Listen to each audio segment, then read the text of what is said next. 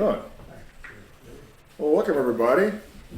Welcome to Gerry's place. Thanks for hosting us, Gerry. The debut of the new show. Yeah, that's right. That's right, Gerry's place. If we need more chairs, two more folding chairs, a chair here, a chair there. If you could just get Jack to stumble a little as he comes through the door. That's right. That's not that gonna help. That's all right. Comic relief. That's right. Here we are in the middle of June, 2026. All right. Let's see, en route. So I see you guys all found my bike in the front. That's how you knew it was here, right? Yeah. No. Someone was going down the street in it. Yeah, that's right. I know. Very quietly. They finished the concrete work and they rode away, right? You know, last minute, it was just yesterday afternoon, because Andre told me they were going to pour the concrete on Saturday. I didn't think anything about it. Yeah, right. And then DJ said, don't forget they're pouring the concrete on Saturday. I was typing the message at the time. Right. So in red, I put, don't park along the curb where the concrete's being poured. Yeah, right. All right. Well, let's see. Start recording. We did that already. What's new in the world of EV? So this should be an interesting meeting. There's a lot of actual new stuff going on. So there's a few slides on that. I think this is all. Yeah. Did you restart? You restarted the recording. Yeah, we did that. So we. John and Ellen are off doing some family stuff. I think this month and next month. And next month, they said. Yeah. And then next month, I actually will be in Pasadena at a family reunion. So, Take an air conditioner. yeah, that's right. I think so. But I will be talking about Aptera today, and I was going to build an Aptera slide deck, and then I realized that Aptera had already built an Aptera slide deck. So we're going to go through their slide deck, and I am absolutely not an Aptera expert. But the guy at the upper right hand of the screen has been telling us Aptera for 10 years now, so he's going to help me carry the load here. Another 10. That's right. That's right. The car of the future and always will be, like Brazil, right? All right. So Gerry, anything you want to tell us about your place here? How to get out? The exit's right here. It's That's the only right. exit we have. You can jump out that window if you want. Okay. Restroom's right there. All right. All right. All right. Very good. Thank you, Gerry. And thank you for hosting us. This is fantastic. Very generous. Let's see. So we're just going to go the old standard here. Who are you and how do you get around? So starting with you, Gerry. I'm Gerry, and I've been driving my EV6 and my Leaf. DJ's now more in favor of the Leaf since the 12-volt battery went dead in the EV6. But according to Kia, they tell me there's absolutely nothing wrong with my charging system. Oh, wow. And the new battery I put in hopefully is better than the one they have when they built the unit. Okay. Wow. Okay. Was And it you a- got the piece. Oh, and I you got had my car serviced. You had it Which serviced. is the first EV service I've had since 1998. Yeah. A little waving of hands, perhaps? Did they change the oil? Oh, that, I tried to. sorry, that was the reason that they said, you really should be coming in, we need to change your oil. I said, what oil? Your oil. There's oil in the differential. Yeah. And they have on their service, so they'll have something to do to change the oil. Yes. Yes. Wow. All right. And coolant, they have to replace the coolant. You have to replace the coolant. Yeah, I don't understand the that one battery. either because coolant, there's cooling batteries is not the same as coolant running through an engine, so. So They created a couple of things to do. Yeah, they need a couple things to do. By the way, there's two folding chairs, maybe one folding chair left over there. There's a chair over here as well. And if we run out of chairs, I can get more chairs. Piano stool works too. All right. All right. Let's go to you, Steve. Okay, Steve Pierce from Sebastopol. And, Steve. some of you may know, but the June Sebastopol electric car get together has been postponed.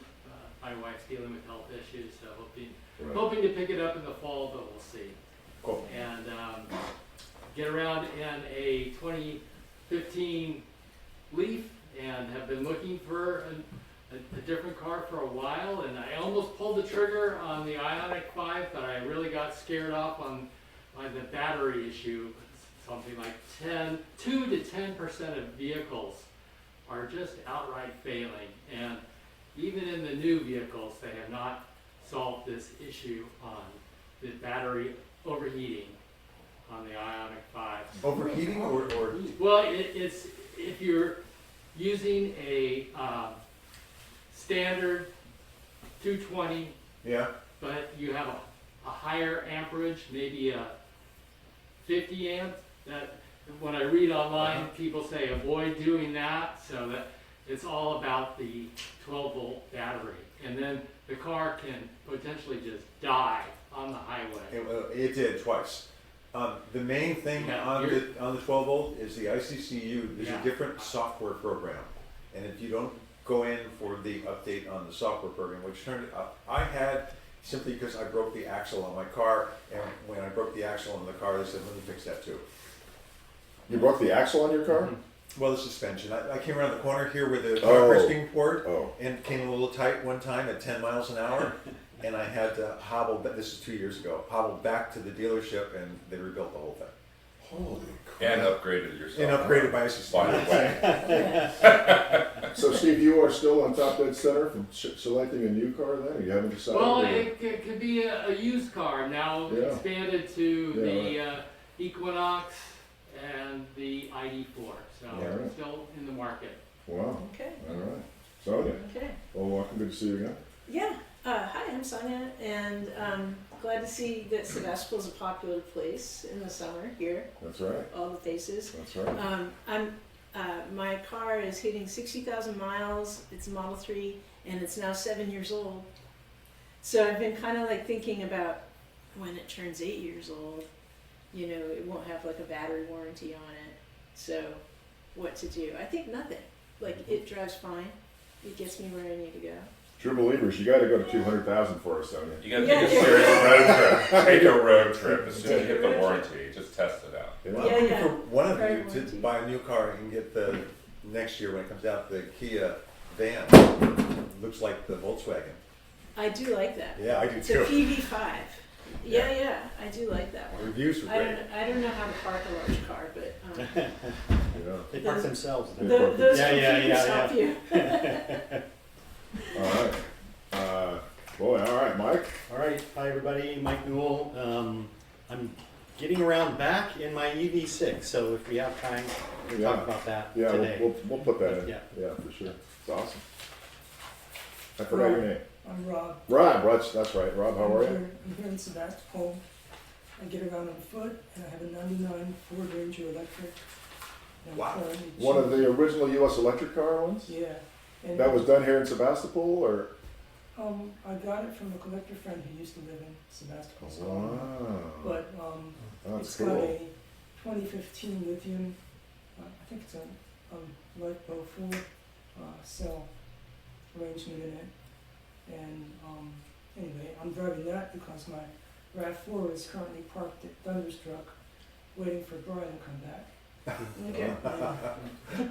And he's going to help me to put a different battery in there All right. too. And anyway, I get around town on foot a lot and on a bicycle. Yeah, good. God, I almost pulled the trigger on that Ford in 2004 when I lost the Honda EV. And I said no because the range was so low, and I never thought about upgrading it over time. I was hired by Electric Car in 1995, a week before they went bankrupt. And then I'm on my knees begging for my job back. That's right. Well, All right. it's good. It gets Yeah. about 100 miles to a charge. Wow. That's good. See, Sonia, they can. 1999. Go, Sonia. Go, Sonia. 7 years. 27. That's Yeah, nothing. 29 In cents. 7 years, that's just that broke a sweat. Yeah. Yep. All right, Bernie, how you doing? Well, I'm doing great, but, I had the 3, and then I got the new Y, and I've never had any problems with either of them. Neither of them have ever been in a shop or anything. So I'm not a Musk fan, but I am very pleased with the cars. It's Musk with a T. Man. Yeah. With a T? With a T. Yeah. First trillion. Musk. Yeah. Yeah. Oh, yeah. Musk. Yeah. Jack?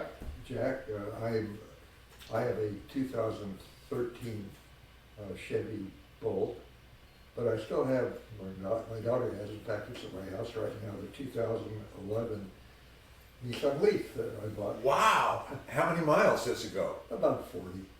That's about what mine did when I got rid of Everything it. that had rows in and out. Yeah. Yeah. So, Well, tour. Okay, well, I rode my bike here. Thanks for being here. It was like Kind of nice. really nice. So that's my around town vehicle. It did just, so otherwise we have a Bolt, 2020 Bolt. Recently took a trip up to Weaverville, and I'm enjoying having the option of charging on the Tesla network. Yeah. Although it bumped me midstream. Oh, thanks for your charging session is over, you know. Oh, wow. And I still needed another 20 minutes or so. But, well, we just unplugged and kept going because, you know. But anyway, I did add a hitch to it, which is, and we have a lightweight trailer, so I'm trying to, you know, can you do little dump runs and things like that with occasionally by adding a hitch to the Bolt. How'd that work out? It worked fine. The hardest part was wiring the light harness. So that's a little on the difficult scale. It's not designed for. There's no trailer wiring back there. You have No, to tap not into easy it. to old tap school. into some Yeah. wires, and there's a ton of wires. So, Yeah, right. but it worked. So It was interesting because the Leaf said that you couldn't have a hitch, and then 2 years later they said, "Oh yeah, sure you can." I mean, it's funny. Same vehicle in Yeah. Europe. You know, they tow trailers around all over all the time. So Yeah.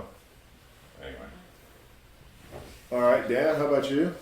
Ioniq 5 owner. You got to defend here, 24 Dan. Ioniq 5, I love it, no problem. 8,900 miles, so I'm a happy camper.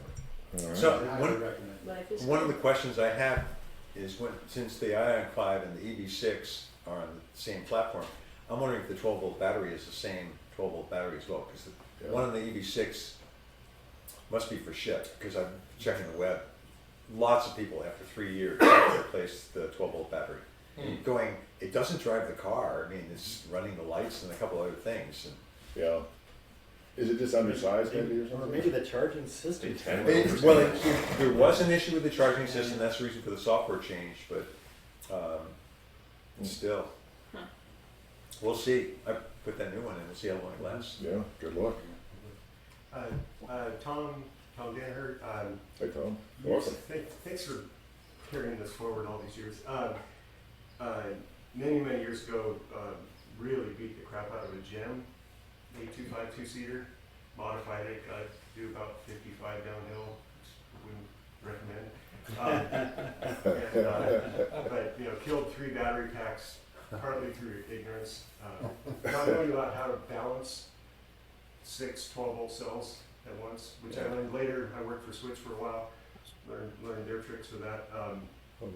Not wore out, but drove a couple of Nissan Leafs at 2013 and a 2016, both on lease. Let those go. Haven't had an electric since then. But fast forward, I worked for Solmetric in town here doing solar tools. Solmetric got acquired by Fluke. Fluke has EVSE test equipment, and I'm part of the small group of people that have to support that. So I'm learning more about EVSE protocol and test cycles and all that, and so it's been interesting. So in the background, I've been following it for years. And many years ago, a brother of mine had an electric postal van, one of the first ones ever built. And I tried to do a conversion on a VW and gave up. Still have Hackleman's book. If anyone wants to talk about it. Too bad Caleb's not online today. He was a Gem fan as well. I know Caleb at age 35, I checked once, when he turned 35, I think he had 35 different cars. A Gem was one of the ones that he had. I have a different phrase we should use next time. It just occurred to me as we were going around here, people talked about their cars. Maybe next meeting we'll have what's your name and how many all-electric miles have you driven? That's a good one. Yeah. We might have Yeah, to I like that. send that out as homework. Yeah. Yeah. Right. All right. Let's go online. David Heacock. Yeah, still driving my wife's 2007 Saturn Vue hybrid. But I got the Evoque back kind of running now. It's so hot outside. I don't have an air conditioner in it. So, but I have it running. It's running around. We spent a couple of months fixing the electric windows, which was interesting. So, promising. I don't know. Now I'm kind of trying to fine tune some of the electronics and stuff in it, but mostly a 2007 Saturn Vue, but still running really good. Hybrid. Any update on your Avante? On my what? On your Avante? Yeah, the Avante, like I said, it's I've had it. I've been driving it around some when it's cooler, but I haven't changed too much. I've been working on, like I said, getting the electric windows working, and that's been it's been kind of sitting there without the windows, but now they work pretty good. So I'm trying to fine tune the cooling system. You guys were talking about cooling and stuff, but I'm trying to fine tune that. To have a thing that runs a water pump and then turns on the fan. And the fan's an overkill, so when it comes on, it makes a whole lot of noise. And I'm trying to figure out ways of being able to manually turn that down because I don't think I need as much. But thinking of moving the 12 volt. You also talked about 12 volt batteries. I'm thinking of moving my 12 volt battery and putting it closer to my volt DC converter and trying to reduce the cable length on a lot of things. So it's kind of it's just a hobby, putting a lot of money into something. But I just like it's fun playing around with, but after a while when you get older, you're gonna kind of going like, I don't know how crazy this is. So Yeah, right. still draws a lot of attention though. People Yeah. keep asking questions about it. Linda, how come you're not here? You're in Sebastopol. We're just at Gerry's house. You can't be too far away. Well, I have a thing that I'm leaving for at before 12. Okay. Yeah, in Sebastopol. There you go. Okay, still driving my 22 Bolt. I have no reason to get rid of it. I realized after I'd bought it, I hardly go anywhere, so I probably could have saved money by not buying a car and just Ubering everywhere. I thought it was interesting about the Saturn because when I owned a Prius hybrid, the first one someone had a Saturn Geo, and that was a normal gas-powered car, and it got better mileage than my Prius hybrid. Saturns were great little cars. It's too bad they don't make them anymore. Yeah. All right, Russ, how you doing? I'm good. I'm Russ Wigglesworth from Petaluma. I drive my 2015 Kia Soul, and that's as good as it gets right now. That's good. I'm waiting for my Aptera to come. There you go. All right, we'll find out about that today, hopefully. Marco, how you doing? Welcome. Hey, good morning, everyone. Can you hear me? Yes. Oh, perfect. Okay, I'm working here in my garage. I'm Marco Gaxiola. I joined the club maybe 5-6 years ago when I was living in California. I attended a couple times, so maybe you don't remember. I only went to what this is, Thunderstruck, one of those meetings. Who I am? Well, I'm an EV enthusiast. I did my own EV conversion many years ago back in Mexico, a small utility vehicle in Mexico. I rip off the engine and, typical conversion. Then I work at Ford Dearborn in Michigan in the Mustang Mach-E on the engineering, on the high voltage systems. Then I moved to California. In San Francisco, I work at Cruise, the autonomous robotaxi. Yes. That's when I actually attended a few of the meetings with you guys at the time. I briefly worked at Pebble Mobility, also in South Bay area, the electric RV trailer. And now I'm living in Colorado, in Golden. I work for the National Renewable Energy Lab, which is now National Lab of the Rockies. Good move. Well done. Well done. No DEI here. So yeah, I've been working on electric vehicles, batteries, a mix of autonomous vehicle, electric, all high voltage system, power distribution, all these things, BMS, high voltage system, etc.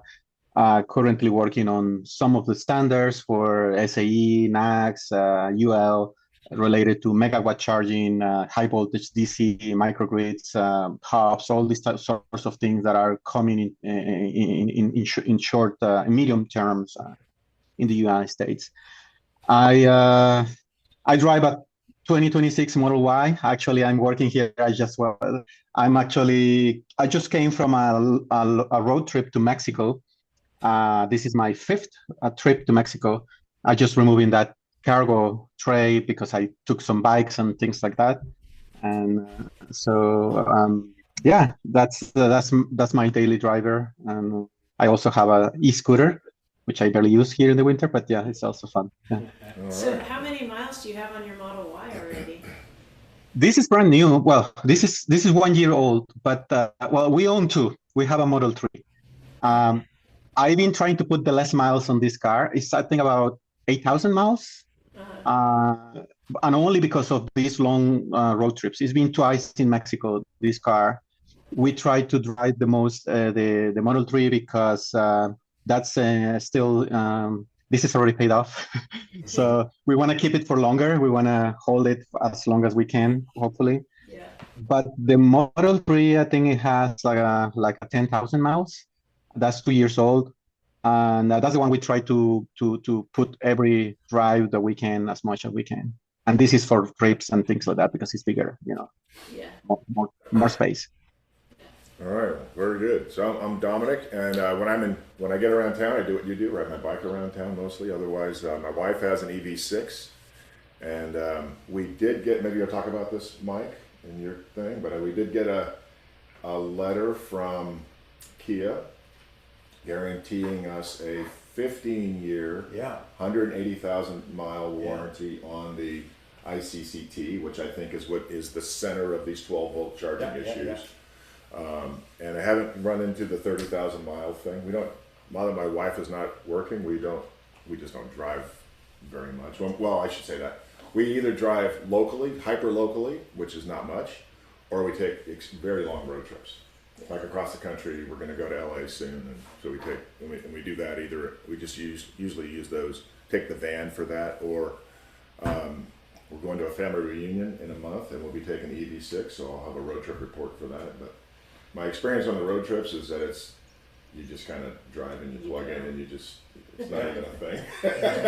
That's kind of what it's become for us. It's just kind of, it's not really a thing. It's a non-event, right? It's a non-event. You just drive, you stop when you need to stop anyway, and while you're there, you get some. Well, last year we did 1,400 miles down Pasadena, then down to San Diego and back up again. That's right. In a weekend in the EV6. It's you just stop not, and charge up. It charges up so fast. Yeah. You don't have time for a coffee. That's right. All right, so let's see a few things. I've mentioned this before, but if you remember this before, the mission and vision used to be that we educated and advocated for the adoption of electric vehicles. And they've changed it, so they want to do that same thing by empowering our nationwide member-driven network of local chapters. So that's what they're asking us to do out here in the mean streets, is to work with their communities and share our real-world experiences and inform decision-making. So that's what, they've changed that a little bit. I think they're working on creating standardized slide decks that we could, when we go out and pitch. so that we could use their library on occasion. Okay. And I haven't seen any content yet, but not only are we getting pressure from them to like hold events and because the chapters are supposed to kind of enact all the actual acceleration of adoption, but we should also get more resources from them. And so I'm trying to keep my ear out for like build us decks on themes or something. Yeah, you're right. They have you have access to their Google Drive then, obviously. So I do. I haven't looked around. yeah, so I get I grabbed a few slides from that deck this month, which I'll share, because they have meetings every month, and I go to about a third of them because they tend to be kind of repetitive, honestly.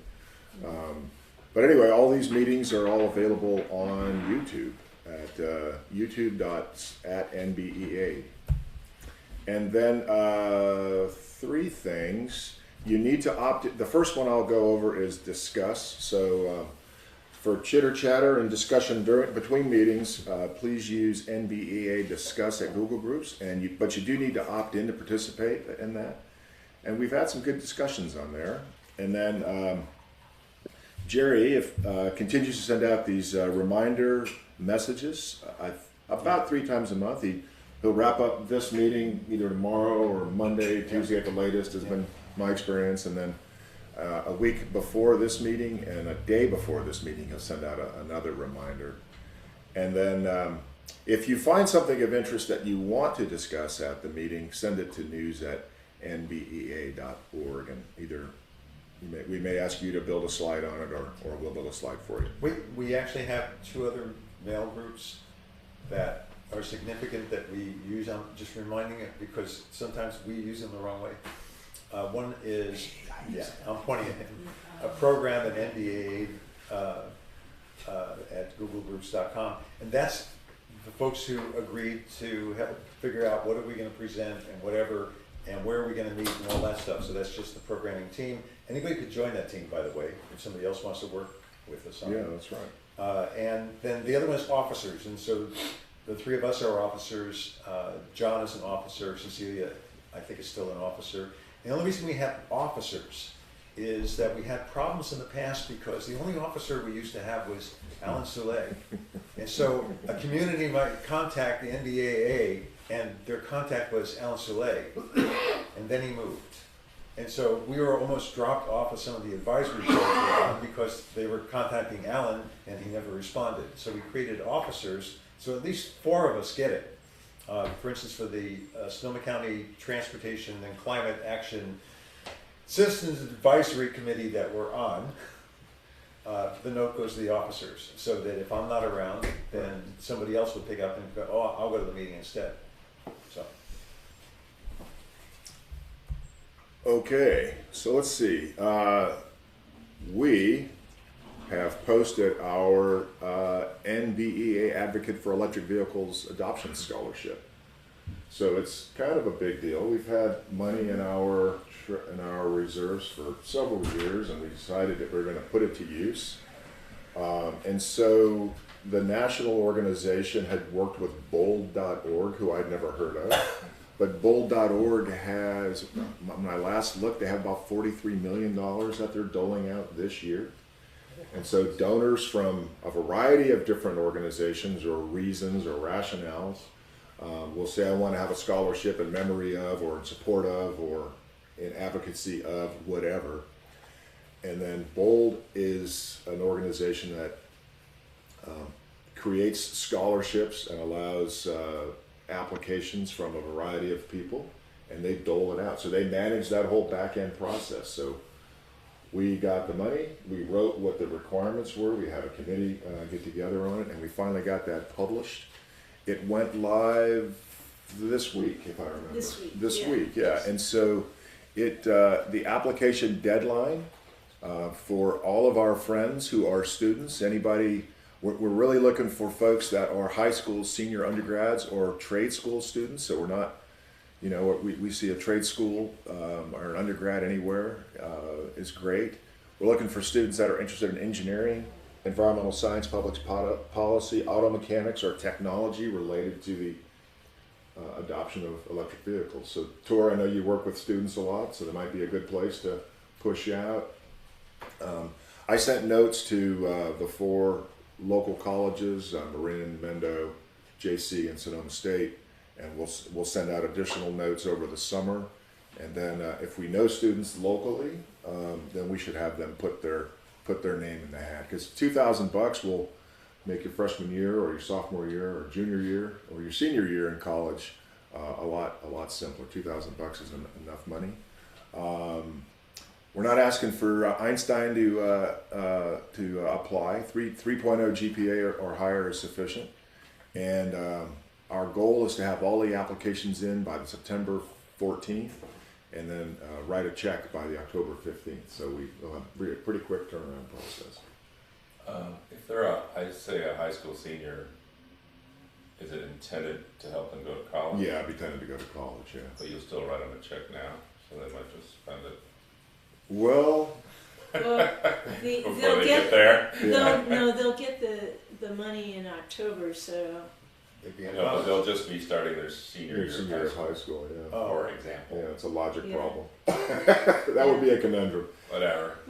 Yeah, maybe we hold back on we it. can talk to Bolt.org about Yeah, the timing of spending the money. Yeah. the spring. yeah. Yeah. Cool. So It it's just says we're going to announce the winner in October. It doesn't say we're going to give them the money. you know what, you're right. I like the way you go, Sam. I'm with you. Bolt.org has been really easy to work with. You know, they've probably run into that. Well, I guess the other thing is, you know, if you're already in That's a good point. junior college, community college, or university or whatever, then you know exactly what the money's going to go towards to help pay for that stuff. Yeah. But if you're in high school, you're still figuring that out, Yeah. and You might need it the following late spring or summer. yeah, for the following year, basically. But Yeah. anyway, just if you need to modify any language to recognize that as Yeah, that that's category.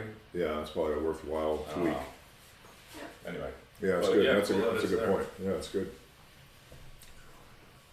We'll be watching for applicants, so it's like an online application, and it'll show whether we get any from their network of high school and college students that kind of use their system already. And in addition, we're kind of, because we're focusing on Northern California, we kind of need to get the word out. So, you know. do you have an anticipation that you'll do a second one at this point, Yeah. Yeah. I think Yeah. we'll be able to based do on it the a little success faster. of this? Yeah, exactly. I mean, what I was is that I just remember my kids. It was like December was scholarship writing Mm-hmm. month. You Mm-hmm. know, it was holidays, but they were writing apps for Yeah. over the next year. Yeah. So they'd get them in December, January, hear back within a few months, Yeah. and then they'd have money for the next year.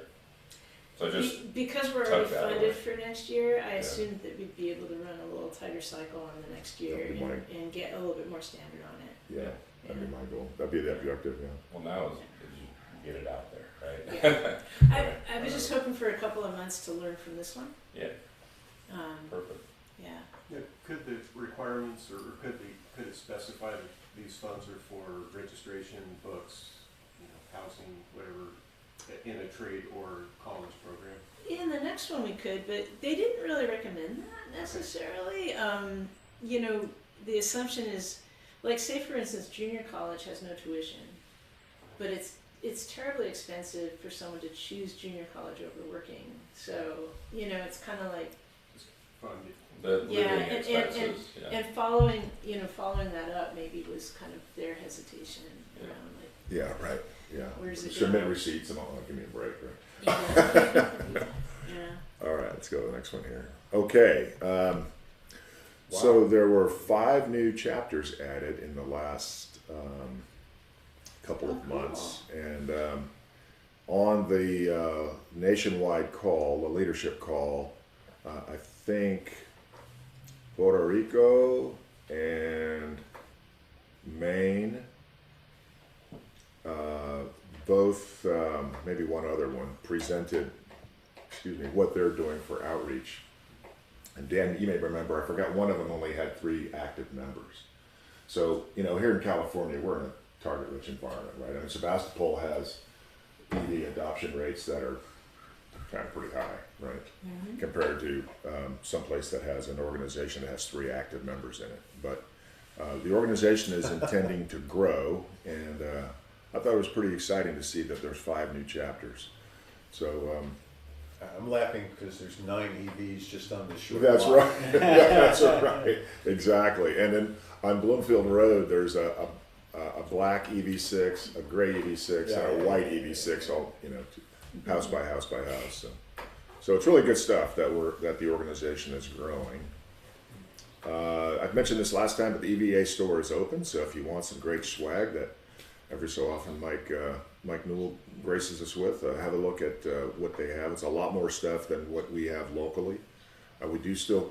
I think we have a few of these shirts left and a few hats left, but we're getting down. Yeah, down to extra large. yeah, I think we have one super small and one giant shirt. And that's Okay. kind of where we're at.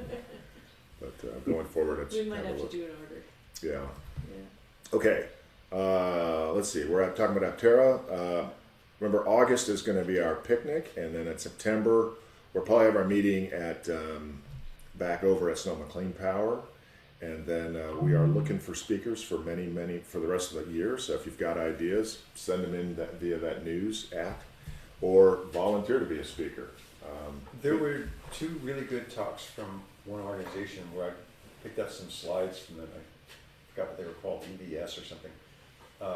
One was on what's happening with batteries, and the other one was what's happening with motors. I didn't expect that motors were going to improve. There's some major changes in motors coming up, and the batteries with different chemistries, not just how it's it's insane. It's insane. A lot of development. Yeah. I've got a couple of slides on batteries this month because things have been moving around. Yeah. Gerry, do you want to grab those? Maybe would you feel comfortable pulling? Let me see if I can do it. Okay. Yeah. I've captured them all and maybe speak to them. Okay. So a few things I saw over the last couple of weeks. So if you remember, Tesla had put out their semi truck a few years ago, and I think it mostly went to Pepsi. And I think they sold 100 trucks to Pepsi, and they treated those kind of as a beta. And I haven't really heard much about those beta, but they're fun to see on the road. But now they're accepting new orders for Tesla semi trucks. They're building them now. They're building them. They have a plant to build them. Texas. No, in Nevada. Oh, I thought it was in Texas. Sparks. In Nevada. Oh, okay. And they're expected to be about $200,000 for 500 miles of range. So that's got to be an enormous battery. And they have one that has a shorter range. So there's several states that are mandating or working towards mandates for EV trucks, and these would be particularly useful in places like Long Beach, where they use trucks to get materials off of the docks, and then you get all this LA basin. LA was filled with smog before there were people because of all the the Brea tar pits and all that. There's an enormous amount of natural oil down there. So that area has always been filthy from an air quality perspective. And then you add people to it and it changed everything. So LA has been really focused on getting those trucks either off the road and into trains or into electric vehicles. So it'd be nice to know what their miles per kilowatt hour are the other way around for them. It turns out to be. I mean, looking right there, your last line there, 300 miles of range in a half an hour, and going, how much electricity, how much energy are they dumping into those batteries in a half an hour? Yeah, it's a megawatt charger. Yeah, it's a megawatt charger. It's insane, but that's what they're working on. The note that I thought was interesting is heavy and medium duty diesel trucks make up a small percentage of all U.S. vehicles, but responsible for 45% of NOx from road transportation. So those are big numbers. So, and most of them are diesel too. So that's why it's nasty stuff. But a lot of activity happening in this big truck area. Can I ask a question? Yeah. It's sort of like with all this buzz about data centers sucking up lots of power, etc. I was like, it'd be interesting to compare the two, high speed EV charging or truck charging versus data center demand. And then the natural question is like, are these things dependent on all that data center, or can they operate? Because there's lots of questions, but it'd be interesting to do some calculations. It's funny on the that two. you brought that up, because these guys know I wrote to Sonoma Clean Power because about 7-8 years ago I was attending one of their meetings, and they were talking about every year a power company has to report resource adequacy. Yeah. So they said for the next 25, 50 years, we have enough energy to support our customers. And I remember that, maybe it was 7, 8 years ago, they reported, well, we're not going to need more energy. We're getting all this efficiency because of a change in lights and change in this. We got a bunch of solar panels going in place. And so I wrote and I said, I've been doing an analysis on my property, which is all electric, but 2 electric cars. And I have a deficit every year of 4 megawatt hours on my property. And I looked, or 3 megawatt hours on my property. So I went to go find out, why am I having a deficit with all my solar panels of this? And it turns out I use 4 megawatt hours per year driving the cars. Right? And so that prompted me to ask them, have you changed your calculation? And the answer was, yes, we have. And we now know that we need more power, and we just made more adjustments. I was asking if they would give us a presentation on what it looked like. Steve was with a group where we did analysis in Sebastopol, 95472. What percentage of homes in 95472 have solar panels? It turns out over 30% of the homes have solar panels, and we're still using more energy. Yeah. Right. Well, even as recent as 3 years ago, when you and I looked at the EIA data, electric consumption had been flat since 2000. Yeah. Just flat as a board, and then now with AI data centers and everything else becoming electric, it's changing. The good news, I think, is pulling gas down. Tori, it's a great question for us to keep our eyes on it and look at. Well, the other trend that's going to affect that is how many of these car companies that can't seem to like get their EVs sold that are going into battery storage. Like Ford just announced that they're thinking that a lot of their battery manufacturing, it won't go by the wayside. It'll just go into storage instead of cars. Take off the wheels, so to speak. Take off Park the it wheels. somewhere.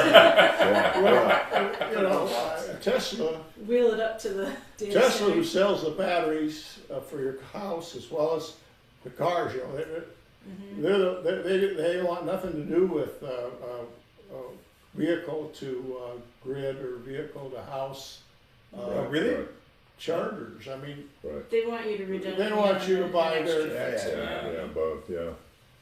Let's see. So a big one this week was R2 deliveries started this week, and this one is interesting for me because one of my friends who's never had an EV said he put down a down payment on the R2 and he's expecting to receive it, but Rivian has to do something to get more and more mass market because I think their vehicles are up in the high end plus $80,000 range, and so $58,000 for them is their entry level. Cheap one. Yeah, Econo version. That's the econo version.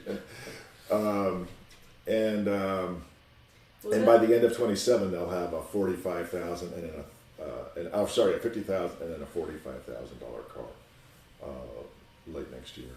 And then they plan to get the R3 online, and so that might be their $35,000 car eventually. But yeah, I mean, you have to have a $30,000 car. That's going to be the deal.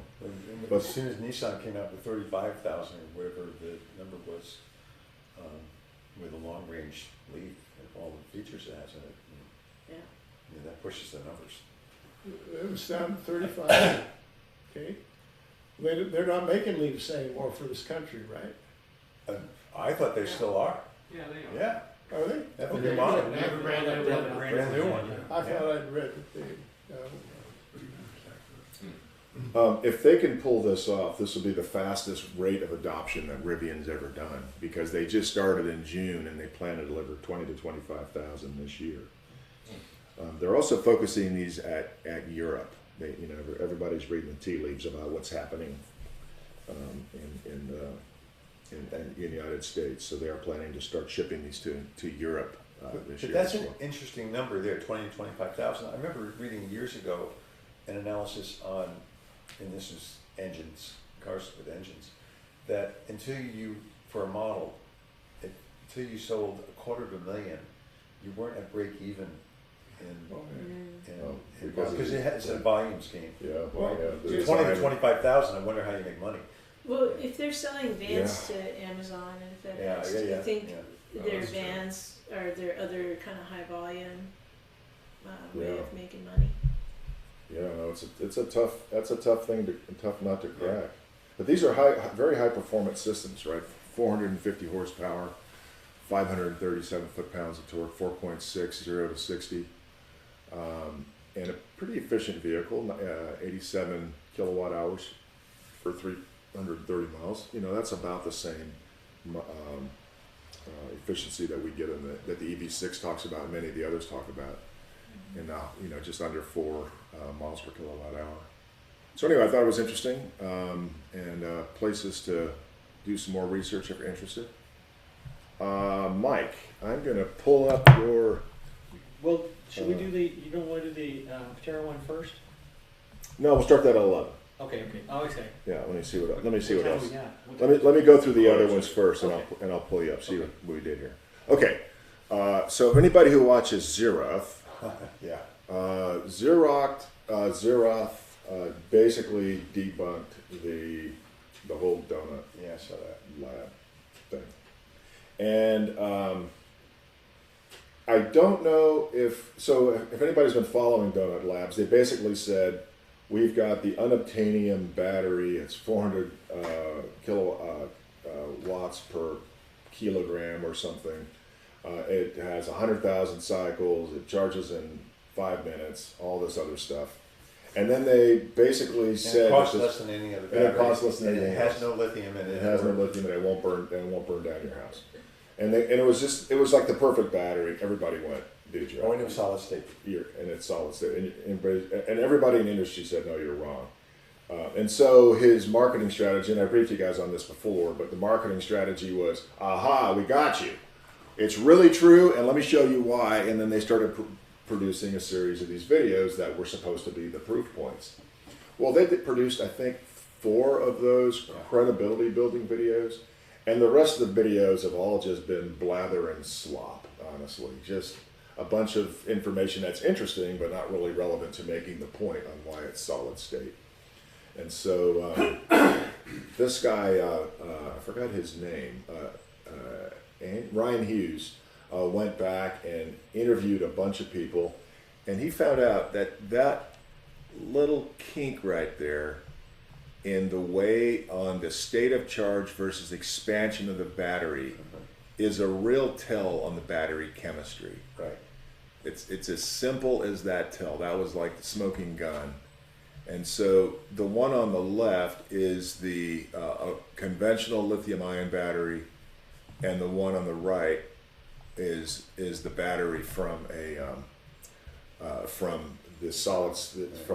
donut battery solid state. Now, when you talk to Donut Labs, they basically said, oh, no, we stand by behind our claims, but they really didn't. They are not the manufacturers of the battery. Right. They got the batteries from a company called Nordic Nano. And Donut Labs didn't actually have the technical skill set and capabilities to do detailed due diligence. Or the manufacturing line. Or the manufacturing line. Yeah, right. So how this goes, who knows? Will there be they were able to raise, based on this claim, $25 million since January, giving Donut Battery a $1.2 billion market cap. And so, will they be sued by the country? You know, who knows? Or by the investors? Will it be a class action lawsuit? Or will they be able to? Who knows how it's going to go? But anyway, another one bites the dust from that perspective. But Well, it's I will say, if it sounds too good to be true, it probably is. that's right. No such thing as a free lunch, right? Yeah. So You know, it reminds me when Enphase first came out with their microinverters. These will last infinite. Our analysis shows they'll last forever. Oh yeah. I'm like, come on. I think I've replaced a third of mine so far. Oh, I know, nothing lasts forever, so Yeah. it's like Yeah. when somebody says Yeah. that, because Yeah, they're but giving you a the break. nice thing about the Enphase is, compared to You can putting swap. a large inverter in, Okay, God yes, damn, they're yes, cheap. you know, it took 8 generations to get there, but at first they were saying, they last forever. Yeah. Yeah, they know. Yeah, we They bought turned out okay, We but bought 18 of them for $2,000. I mean, come on. Yeah. There are some other solid state battery breakthroughs. Yeah, well, Yeah. that's what I was Yeah. gonna, that's what I was Yeah, gonna yeah. get to next, because the one that I thought was the most interesting this week was that Cattle announced their sodium batteries Yeah. are entering production. And They're not solid state, though. they're not solid state, but they're working on solid state, Yeah. and when they have them, they'll just make them. But these sodium ion batteries, you know, I'm no battery expert, but they had overcome some real barriers. The sodium the processing tends to absorb water, and so they had to reject that. They had to do this gas generation, hard carbon, whatever that is, getting the aluminum foil and the barrier layers to stick better, and then getting some self-forming anode system, whatever all that stuff is. But the key about sodium batteries is they don't burn down your house. They can't. And they can charge as low as a negative 30, and at negative 40, they still retain 90% of the usable capacity. So Yeah, the other part is, well, we just need the ocean to get sodium. well, we're out of water, so we'll be sucking the ocean dry, and we'll have all the salt we need. Yeah. And we'll have all the fresh water we need, That's too. enough. All right, there All we the go. fresh water, exactly. And San Diego is exporting water now, what's right? the And Israel's been on desal for years too. what's the cycle life, or how many, you know, lifespan? I thought I Projected. read it was 10,000 cycles. How does that compare to? That's about pretty high. 3 to 1. Uh, Yeah, yeah. about 3 times 3 longer times than, longer. than Yeah. lithium. Yeah. Lithium's about 3,000, 3,500. Yeah, like that, something like that. batteries. Yeah, so it's kind of a big deal, and all of these things kind of came up in the last 10 days. So I thought, it's been so Debbie Downer since November 4th of 2024, but here's some news. I just wish I wish that Cattle was an American company, but because American is just getting absolutely bested by There was what the a- Chinese are doing. I don't know This is if the Chinese you guys had the yeah. presentation. I saw another presentation talking about why was it that we couldn't get these industries in the United States, and it turned out that, can we make a battery plant? Yeah, we can. Can we get the chemistries that we need or the elements that we need for the battery plant? No, we can't. I mean, we went through the whole cycle, and it turned out that it would take close to 25 years if we started today aggressively building all of the infrastructure. And that's precisely what China had done. China went back 25 years ago and started building, okay, if we're going to make these kinds of things, we need lithium, we need this kind of foil, and they not only built the factories to do all of the processing, they put them all in one place so that the cycle would be in an industrial area. Yeah. And we'd have to do the same thing here. And we don't have anybody focusing on doing that. So you can do that with a central planning system, and capitalism is That is not that actually was part of the point of the presentation, saying, we have capitalism, and we need to figure out how to be able to achieve the same kind of result without dictating to everybody that you need to go do it. Yeah. It's in everybody's best interest, but we work on quarters instead of on decades. That's right. Hey, I have a So- comment on that Yeah. topic. Has anybody read Bill McKibben's Here Comes the Sun? No. Fascinating. Yeah. Red what? Here Comes the Sun by Bill McKibben. Yeah. Came out, I think, last year. Yeah. But it's all on that topic about renewable energy and China and China's EVs. It's a great book if you get a chance. He's written, the first 70 pages of all his books are great. They tell him, like, Earth was a fantastic book as well. Okay. Dominic, Dominic, a last question on this one. How does it compare, like, density, I guess, like how much bigger is this battery compared to, an equal dense, amount It's of energy? the LFPs are about the same as As this. this. Yeah. They're about the same. So it's Yeah. kind of a step. And Yeah, the so this- LEDs are a that's little this- bigger than the L-on. Yeah, the number you're looking for, Tor, is that 175 on the third, on that Oh, for second Same row. for lithium, I think the best lithium is about 250. Yeah, but the ones they're shipping and putting in your car, Yeah. they're 160, 180, somewhere in that Okay. range. So we're right in the strike zone here. If And you, they're half the price, right? These will be half the price. Well, that's not there. Yeah. if we do a deeper dive on batteries, I'm really curious about Factorial, and they're doing solid state in Massachusetts. Yeah.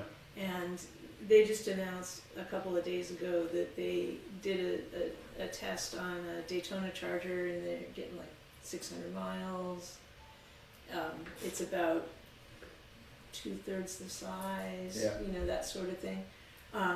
But I don't know a lot about, you know, are the chemistries available, you know, it's a true solid state battery though. David, you had a question? You had your hand up? Uh, On this topic? yeah. Has anybody ever followed Ampere's Technologies out of Fremont, California? Amperex, I've heard of it. No. AMPRIUS. The reason I ask is because I think in that, Dom, maybe you can remember, but I think in that video you're talking about with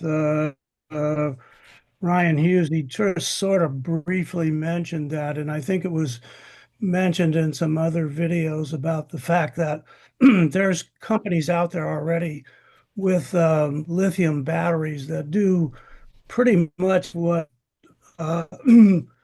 excuse me, Donut was saying they did. But this particular company, I actually invested a while back in it because it sounded pretty interesting. They have a silicone anode technology, and it's the reason I got involved in it is because I was invested in another. Well, I'm still invested. I'm losing a lot of money on it, but they're looking at it for aviation, unmanned aerial systems, and electric vehicles. And the reason I put some money in it because they already had batteries. They actually have produced them, and they are higher density, quicker charging type batteries. They're pretty interesting batteries. I don't know how they compete with these other companies, but from what I was able to gather, they're pretty good batteries, and they've been around since 2008. And like I said, they actually have a product that they're selling and developing. So might be something to keep an eye on. The price of the stock, I bought in at about $3 and like an idiot sold out at about twice that price. And it now is around, I think, 16. It's dropped back down. I'm starting to wonder if I should invest some more money back. I sold everything out over a period of time, but I mentioned in my note the other day about comparing this SpaceX thing, and what I didn't say was this stock, Amprex, went up. At one time, I had it was up 500%. So looking at, I think a lot of people lose sight of what really the value proposition is in some of these companies. But this is an interesting company. I just throw it on if anybody else knew about it. I think it's worth spending some more time on understanding what the future of batteries would be. What I'd like to do, we got, what time is it? Mike, if we can get your stuff in before, because that way we can just have a full, then we can just fine. run at the other one. So I'm gonna pull I just, that. I did put a 5-minute video in there. I'll talk us through. So I think that probably most people know. Maybe some of you don't know, but I tried to take a trip up to Oregon. I have some family in Southern Oregon, Medford area, and Thanksgiving weekend last year, I headed up 101. Did a couple of fast charges in my EV6. Typical stops for us is like Garberville and Eureka, and then needed to fill up needed to get some charge in Crescent City before heading east over to Oregon. And just a few minutes after the charging started in Crescent City, I got this dreaded check electric vehicle system light on the dashboard. And Ugh. I'd had the car for a year and hadn't had any trouble with it.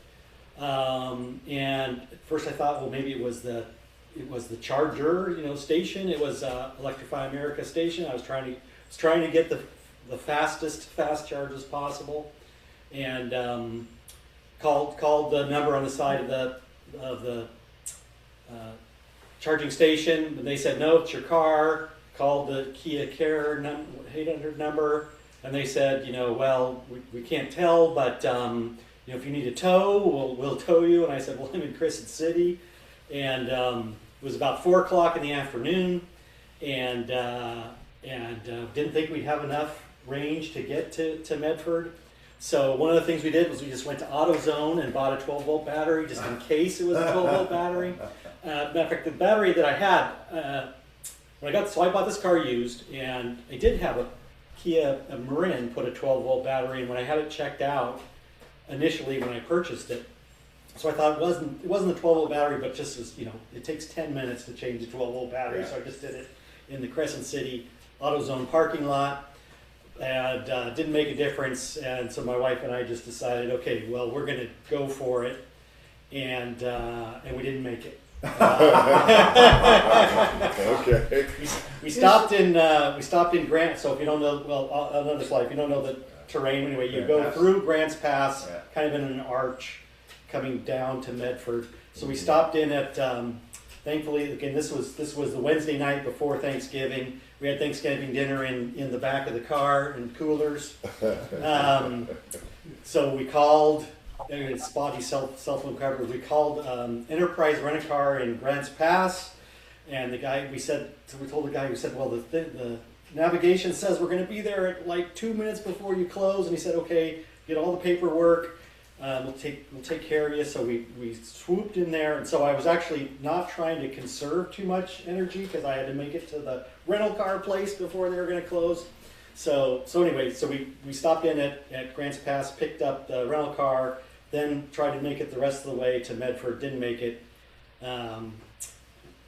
Got into turtle mode in this EV6, which I never did in my 2011 Nissan Leaf, and sure enough, it didn't go very far. It went like 1 mile in turtle mode before it went completely dead. Oh, God. So got a tow over to Kia Bedford, got the car in there the day after Thanksgiving. They took it right away because I said, well, I'm only staying here for a day or so, and we're heading back to California. They cleared the error codes and did a software update, and they said, oh, it's working for us. We're really confident in it. Set you on your way. And then coming down I-5, up 101, down I-5. We did 2 fast charges on the way home, like one in Wairika, which is not that far, but we just want to make sure it was working. And I did another one outside of Redding, and we thought, okay, everything's good.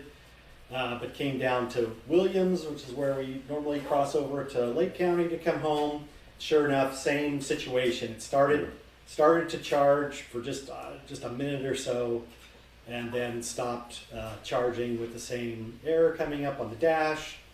So at that time, I actually didn't know that the car was functional for level 2 charging. It was just fast charging that didn't work. So we said, okay, let's see if we can make it, we knew we could make it to Clear Lake or Lower Lake. So I said, well, let's go, and either we'll just get towed home from Lake County or something. So we headed over.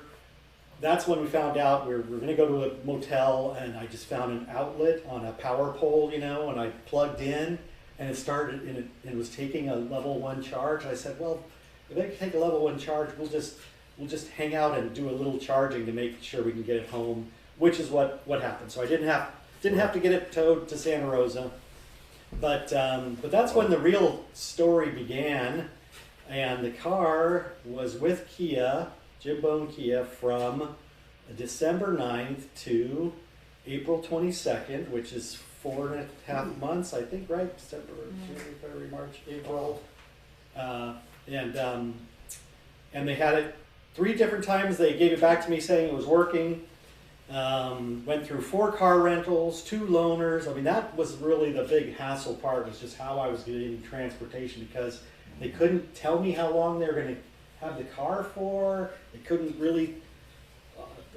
say what was convincingly wrong. I mean, they always thought they were confident that they gave it back to me. But so they did end up changing. First, they changed the full main high voltage battery, so I have a remanufactured Kia battery in it now. So this car was again, I bought it used, and it was a rental car, fleet car before, so it had like just a little bit over 40,000 miles when I got it, and so now I have a remanufactured pack. But that wasn't really the end of the story. So I got it. I then tried to do some fast charging, and I think after the second fast charging, then it developed this issue with the coolant pump just running and running. And again, I'd already been back and forth so many times with Jim Bone that I was, pretty frustrated with them. If you want to take a diversion on cooling, can you click click the picture in the middle right is actually a video. And again, it always feels long when you're playing them, but You almost had it.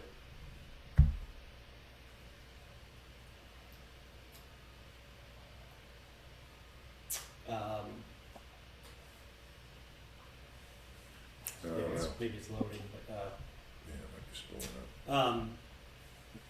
so again, kind of. Probably just have to skip that, Mike. Yeah. All right, so I'll just say, so Oh, here it comes. yeah, as fate would have it. Can you make that full screen? That it's probably in the bottom right corner of that thing.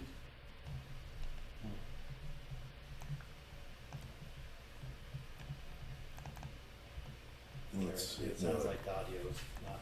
Yeah. Yeah, you have to do something special with audio, I know, in these things too. Yeah, I don't know. Okay. Well, the thing about it is the coolant pump was just running and running, and I took these videos, and actually I sent this to Jim Bone Kia because they'd given the car back to me. I literally got it the day before I was going to go for a week to Hawaii, so I just was like, well, it was even just running. The first time it was just running, even with the ignition off, the pump was running. Yeah, geez. And exactly, it's like, I'm going to leave this car for a week while I'm Yeah. gone. Yeah. So as it turned out, after I filled it once, then it stopped just running on its own, but it would run whenever the ignition came on. So I filled it up. I think it was 2.5 reservoirs worth of coolant. But that was the thing that then got them into, I think, troubleshooting what the real problem was, which is that a picture on the bottom right is the high voltage junction box. And finally, when they figured that out, it still took like 3 weeks to get one on back order. There was a leak in it? No. Well, okay, I don't know what it was. But Okay. this junction box, it's hard to tell. I don't know if coolant goes through this. My next page, I actually will have a. Go ahead to the next page. The next page will say as well, but this is not this ICCU that is Right. having a problem. So I just wanted to put it into this this presentation to say, okay, it's hard to kind of tell in this picture, but the ICCU actually has coolant that comes in and runs through it. So that whatever the fragility of that device is that's causing problems, it's not the same thing that I had problems with. But once they changed that, and I went, That was your cause. yeah, and then I did a couple of fast charges around. I drove up to Hopland and back to get some miles, and down to San Francisco and back, and so did a few more fast charges around here with no trouble. So I was feeling good that they actually did solve the problem with this high voltage junction box. I've been waiting to buy tires for this car for a while, but I wasn't going to buy tires while this was happening. But the last part of this story is going to be, I went back up to Medford just this Memorial Day weekend, so I did buy these Hankook tires that I just did some YouTubing to see what other people were recommending on tires, and this got some pretty good reviews. So so I got them installed, and then back to Oregon I went, which is the last page. Dom, thanks. So the other thing about this car was I never get more, or previously I never got more than like 3.3 miles per kilowatt hour, Wow. and I thought it was pretty low. Yeah, I remember you said that. Yeah. Yeah, last fall you told me. Yeah, that. so that picture, that's the black picture in the middle, was I did like 3 level 1 charges to 100% before I left, just try to condition it a little bit. And on the guessometer, you can't tell on this picture, but that guessometer in the right middle of the black picture said 353 miles range when I left my garage in Santa Rosa, and it's like it never got more than 298. Yeah, mine said with my original says that pack. like that before. Yeah, so anyway, started to feel good about going back up to Oregon. So we repeated the same trip up 101, and no problem charging at all. We actually kind of learned that we probably could skip that first. We stopped in Garberville because it's the first Electrify America really fast charging one, and it's 2.5 hours away. So you got to stop and go to the restroom. But range wise, and you could easily make it to Eureka. So I could have done one less charge up and one less charge back total. But I was trying not to purely go by how much range we could go. So that's why I say it just feels like I got more range now, even though on this particular trip, because I zeroed out the gauge before we left, and still for a round trip, it still said 3.3 miles per kilowatt. Now, a lot of that is still going above 75 miles an hour down I-5. How do you zero out the gauge? Wait a second, there's no control. No, you can. You can zero out that one that's at the bottom. The one that is, you can zero out a couple of different ways. Oh, I'll have to look at that. You can zero that out. That's frustration when I always want to do that. Yep. Yeah. Wow.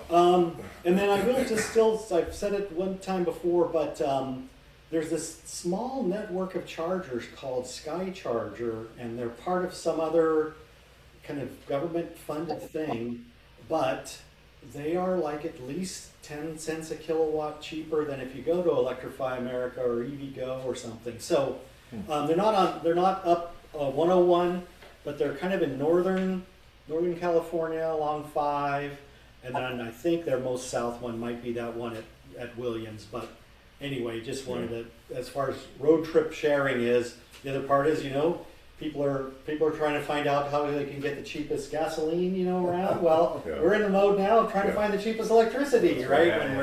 When we're road tripping. So anyway, they're terrific chargers. Yeah, that's fantastic. Were those on PlugShare, or how did you find them? I originally found them on a Better Route Planner, and it like popped this one up, and I thought, well, what's this system? And so I actually don't know. Well, when you get home, Mike, will you mail the presentation to me so I can patch it? I'll patch it. Yeah. Oh, thanks, Gerry. One comment on your experience going to Jim Bone, not with the EV6, but with the Leaf that I bought from Jim Bone in 2018.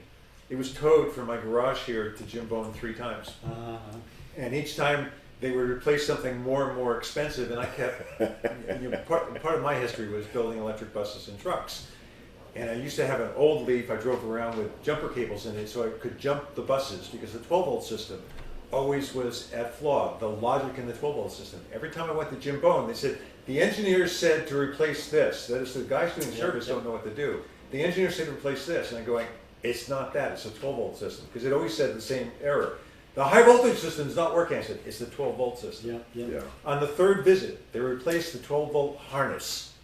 After probably already replacing close to $5,000 worth of parts that had nothing to do with anything. Yeah.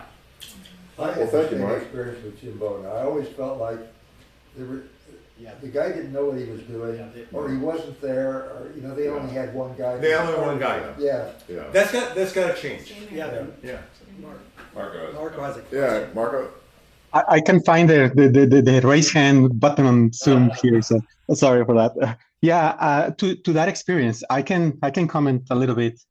And in my experience, work with OEMs and automotive and electric vehicles. First, but not only electric vehicles, in general, production vehicles, OEMs, right? Every single car now, a modern car, of course, the newest, the better. They have diagnostics. They have very, very heavy set of ways to diagnose every single sensor, everything in the vehicle, even though the door switches, the hood switch, the pumps, everything. So what it seems to have happened in this case, in your case, is that the diagnostics on the Kia or this failure were not enough, or they were not able to track it. And this happens very, very often, no matter how sophisticated the car is. That's why, and then the other problem, so how well diagnostics are designed and embedded into the design of the vehicle. But then the other problem is usually at the dealership or at the dealer shops, right? Usually technicians there, and I can tell you this because when I work at Cruise with the autonomous vehicles, we were working very closely with GM on the Cruise autonomous cars, and we built our own. That's this tool that the technicians use at the dealerships for diagnosed issues. You ever seen those?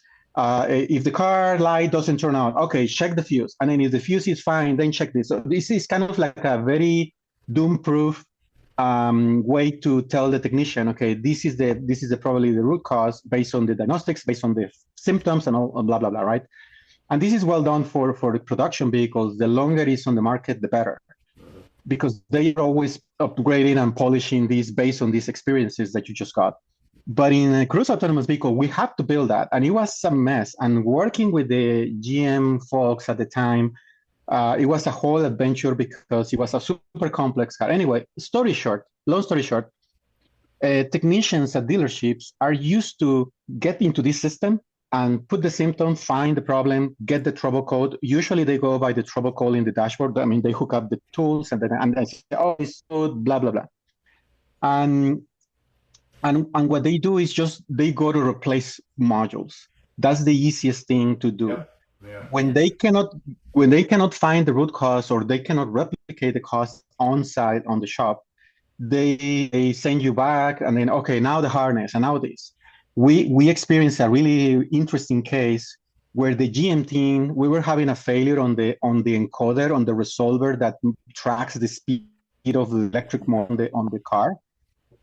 And they say, replace the inverter. Now replace the drive unit, the motor. Yeah. Now replace the Exactly. That's right. Yeah. And then I told my manager at the time, hey, no, we cannot be doing that. We need to root cause what the problem is. Yes, go ahead, Marco, do it.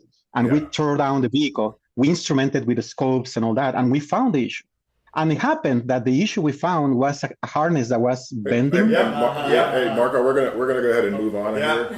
Yeah. We're gonna move on to this Aptera discussion, but really appreciate that insight. I think we all had that experience with the dealers. Yeah. Because they just start changing big things and they don't even look at the wires. By the way, Kia doesn't have any monitor. It has a monitor on the 12 volt, but nothing that shows that the 12 volts getting charged over and over and over and over again, which would give you an indication that it was dying. Yeah. No, one last comment. So can we move on? We're 20 minutes behind right now. Okay. This is absolutely essential because I wanted to have. This is an interesting conversation because we've all been waiting for Aptera. Well, some of us have. Some of us less and less. So. Those got tired of waiting. Some people got tired of waiting, and then so this I was going to put together a presentation on Aptera, and then I realized that I didn't need to because Aptera had a presentation on Aptera. So this is the Aptera's investors presentation, and this picture right here, I think, shows one of the reasons why investors have sort of lost their love for Aptera.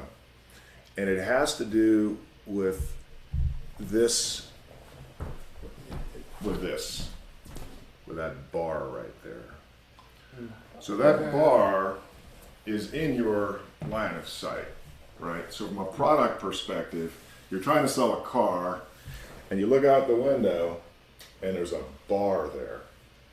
And so you just have to think about utilization and who's going to put up with a bar, the first thing they see, and not glass. And it just, Is anyway, it in between the two seats? it's, the bar is in, but no. It's gotta be the cage. So you see that? No, There's so much curve. there's so much curve that this side window can't go all the way to the top.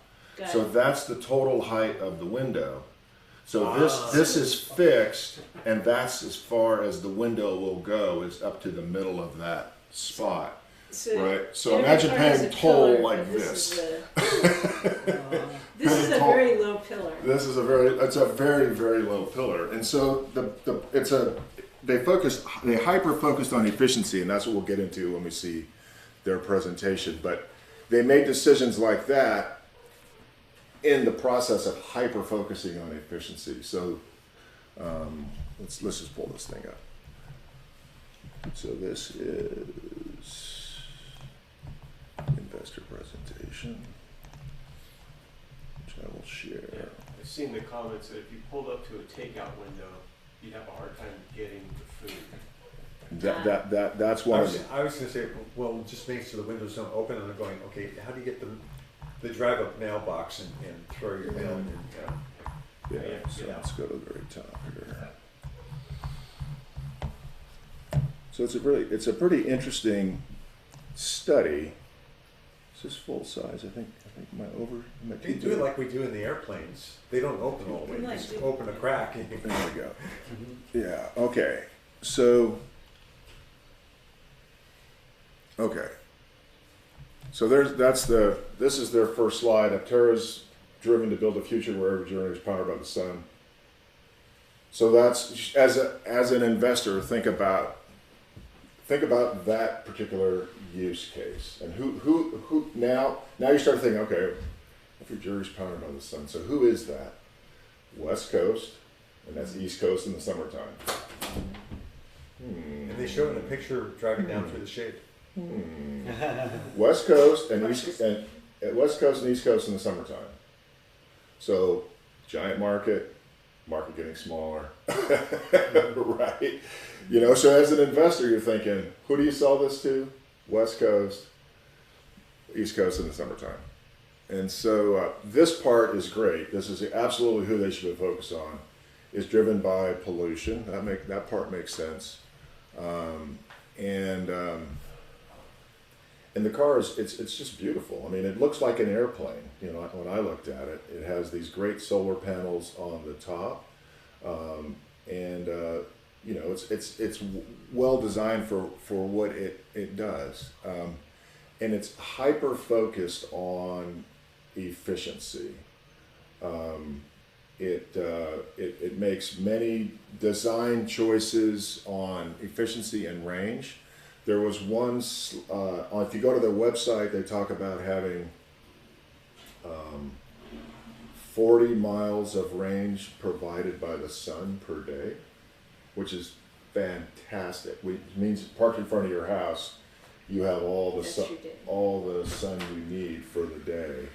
That's the middle of summer. Middle of the summer, yeah. And there was a blog post that the CEO posted where he showed at 8 a.m. his Aptera was creating more energy than his house was, right? Because the sun was just coming up, right? Blah blah blah. So, So are you going to answer some questions along the way, like yeah. which are the drive wheels? Does it steer with the front wheels or steer with the rear wheels?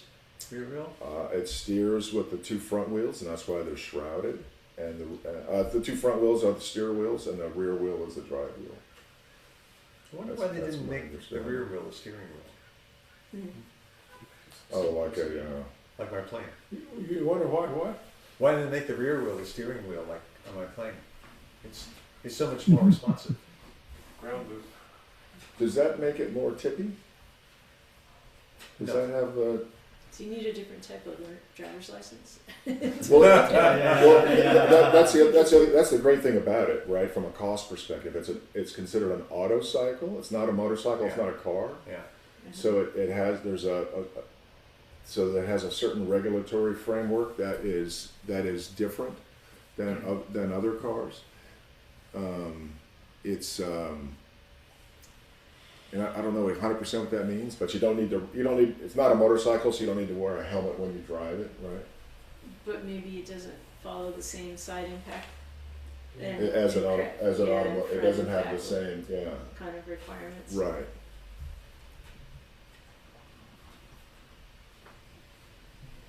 And so I mean, that's just a beautiful picture there, right?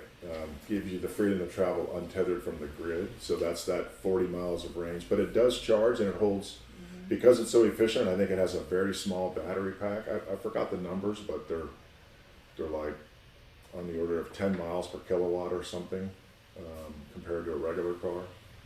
But there you can see where the window opens. And Yeah. Yeah, that's where you can see it, right, right there. And to your point, then that means you're not going to take an East Coast camping trip because it might rain for a couple of days. We still can plug in. Yeah, you can still plug in. Yeah. Yeah. Hey, Dylan, you want me to just jump in? Yeah, please, David. Yeah. Battery pack is probably somewhere around 42, 44. Also, if Russ would like to chime in, he knows probably as much or more than I do, but about 42, 44 kilowatt hours compared to what your normal EVs are running to get the same kind of mileage, Yeah. about 80 to 85 kilowatt hours. So there's half the weight. That's one part of the efficiency. The goal that they set was to get 10 miles per kilowatt hour. So 10 times 40 usable kilowatt hours is 400. One recent comment, though, that's a little bit honky wonky, I don't know. One of the CEOs said in an interview on a TV station that the 400-mile range included the 40 miles with the solar, which is something really kind of disturbing to me as an investor. But be that as it may, I still I have two 180 watt 20-year-old solar panels sitting in my backyard fixed, and I've been playing with them with a power supply, and they're totally not. This car has them all over the place, and so it's going to get a lot of different angles of the solar. And this whole argument about whether you can get 40 miles range of solar per day, I've never totally bought into that. But if you do some calculations, and based on my experience with these two panels, I was getting 300 watts with these two panels fixed, and they're 20 years old. This is all new technology solar cells, and they got about, well, they're saying 700 watts. Maybe they're updating the panels to, I don't know, 800. But be that as it may, this is actually a product of theirs that's being used and tested on these vehicles that they use at airports that are electric vehicles, and the panels are apparently working out, and it's a product they actually sell. It's also going to be on the Tello vehicle, I think. So it's not nuts. Yeah. No. And it's there is a camper that's available that uses them as well. Exactly. That's the Pebble, right, Russ? Yes. Yeah. So the innovation is the curved solar panel technology, right? Yeah, that's because you're getting sun from all different angles. I don't think until, you can say that in a cloudy environment, you're not going to get anything, but that's not true. Just from my fixed panels, I know I get something. Whether they get the 40, my whole point is that a lot of people don't drive more than 20 or 30 miles a day. Right. But if you do the calculations, you could get 20 miles of range per day because you have a small battery pack and the vehicle only weighs about 2,000 pounds. And the computer estimates where they're trying to get it to 10 miles per kilowatt hour. Now, they haven't proved that yet, but they did take a 300 plus mile trip where I think they got over 8 miles per kilowatt hour. And everybody can jump on that number because, it's going downhill, but that's not totally true either. But even if they got 8, that's probably, if you just talked about the EV6 and 3 point something, my Leaf way back when was getting 4.4 miles per kilowatt. It's still almost doubling the factor, even at the low end of what they've kind of tested. Now, that's what the first 5 and 10 vehicles that are making right now that are running are going to test out to see how true that. But they've got actual vehicles. This is not vaporware. Right. They've been driving these vehicles around for a number of years now. And the thing I'll point out is that the people that get in these cars and see them and actually drive them are independent people. They're not being paid by anybody. And they all have comments. They talk about that bar and all that kind of stuff. But there's reasons why that's not necessarily that big a problem. But they come away smiling or saying, I'll invest or I'll buy one. They just had a news guy down and he never even got in the vehicle. News guy down in San Diego did a thing and he said, man, I want one of those. So I don't know where it's going. I'll just point out and leave it at this. This is a very high risk investment. And I don't know where it's going. But if you look at Yahoo Finance, oddly enough, they're saying that the low estimate is about $5 per share. The middle estimate is about $7.50, and the high estimate is 10. It's selling right now for under 250, so that's a 100% increase just on the low estimate. If they can produce and bring a car and give it to a customer this year, which they saying they're going to do, I think things are going to get real interesting and real fast. That's David, just my do they have opinion. regulatory check boxes that are tied to getting to get these things to get them in production? Is it just about money, or do they have a regulatory hoops they need to jump through to still get them certified by the NHTSA or something like that? Well, it's a couple factors, not a real simple answer. If you look at Rivian is spending billions, and they're still not profitable. One of the things is to be profitable, they say by their numbers, because they don't paint the car, they have a totally different type of assembly. It's very efficient, it's lightweight, it's the way the body's built is totally different.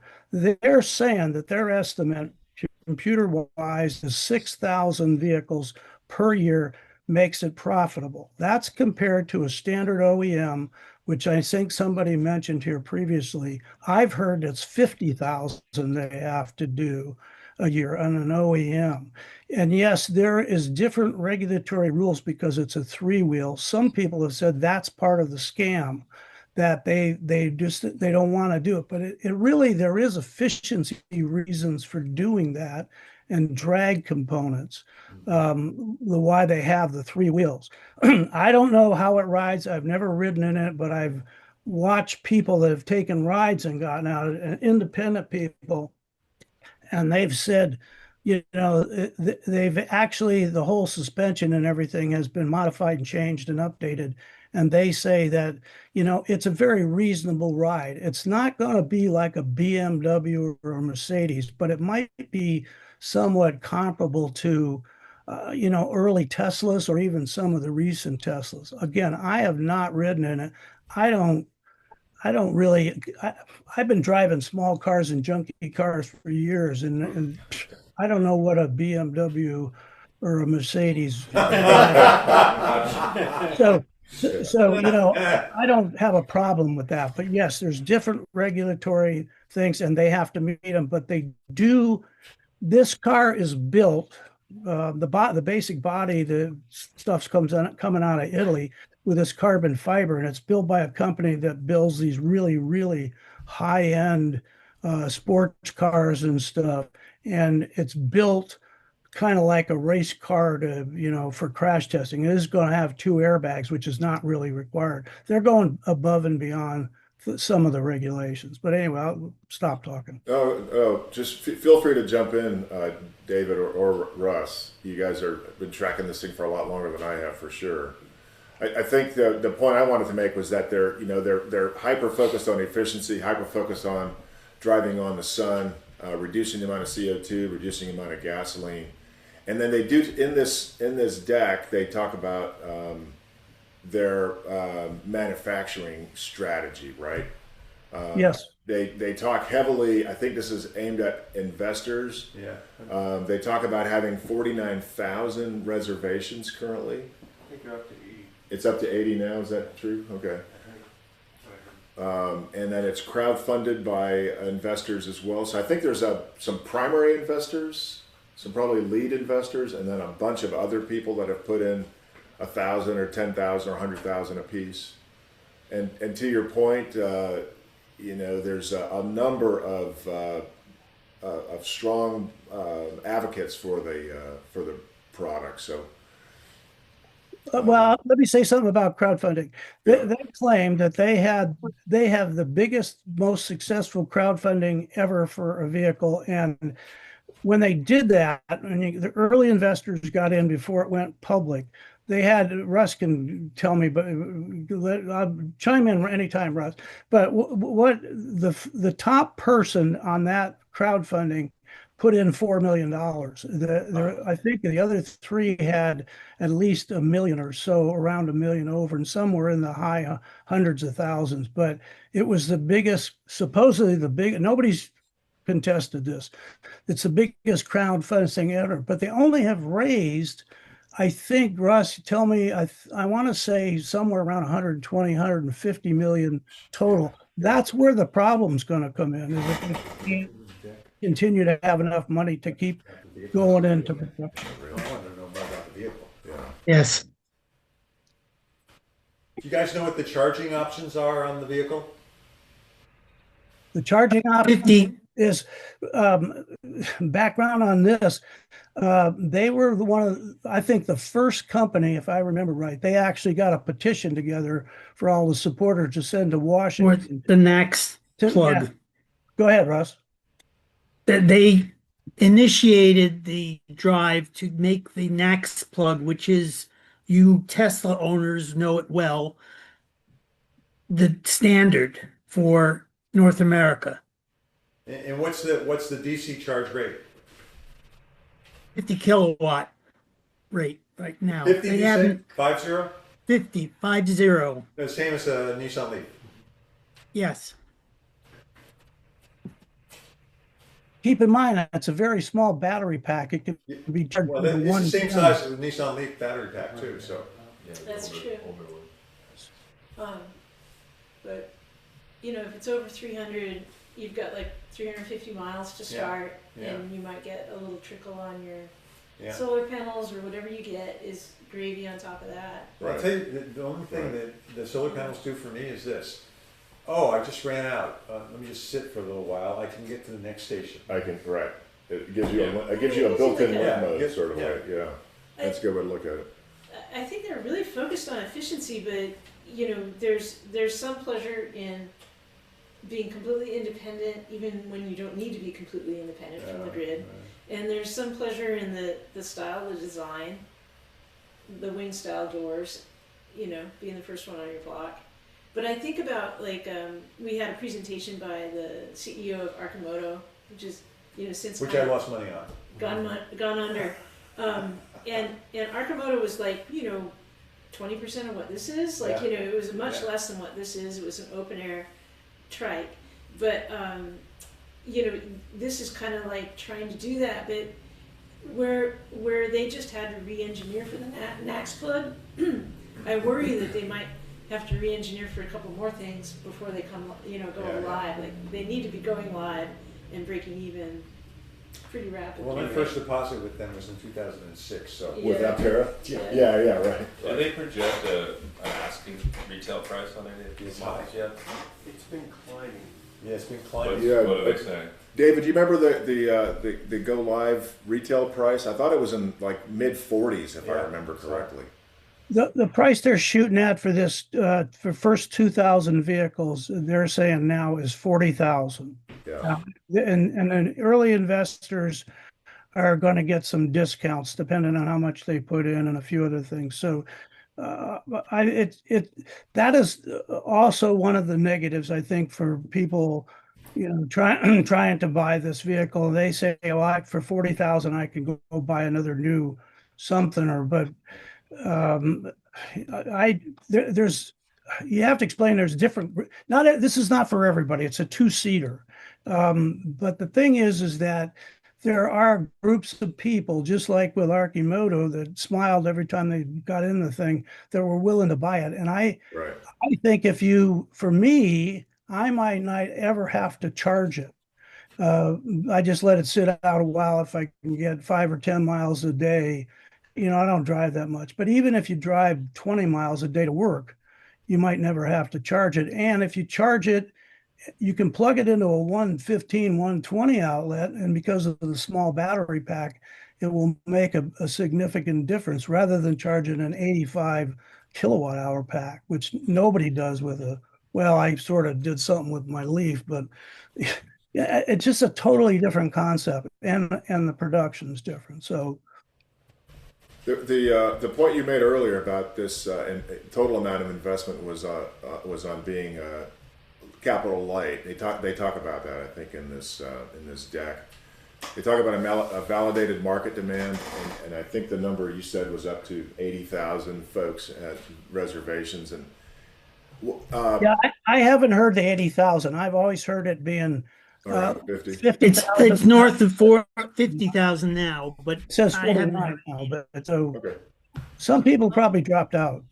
One other point is that the U.S. may not be the best market for this car. I was looking at their partner Gerry, and I was like, if they could get this into China and people would enjoy it in China or other countries where there's good subsidy, Right. it might be that, the U.S. we as a club would benefit from the fact that if they could sell in another country better than in the U.S. Where's their current production facility? Yeah, are they building them? I saw Roush on there. Are they building them at Roush? What? They're Are they building them in at Roush? Carlsbad. Oh, Carlsbad. Okay. Yeah, David's earlier point was on this six key structural parts, and those were composite parts that are assembled together and glued together. So it's kind of like